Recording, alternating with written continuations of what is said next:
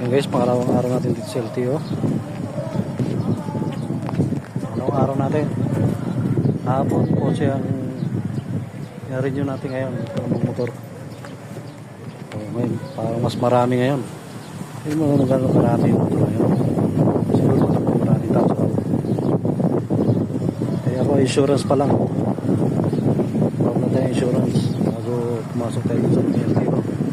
So, part 2.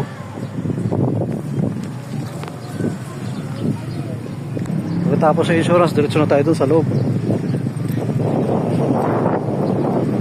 Dito sa insurance, wala namang masyadong pila. Pagdating doon, sa loob ng LTO, sa daming motor na yun, wala namang daming pila ron.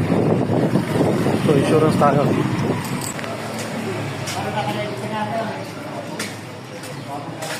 Insurance po. Insurance po. Magkano po sa motor? Wala pong gagawa ng insurance na yun. Ano?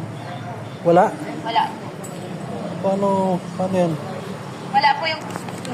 Wala tayong insurance ngayon. So, maaari, baka bukas pa to. So, tingnan natin sa labas kung mayroon. O pwede kumana insurance.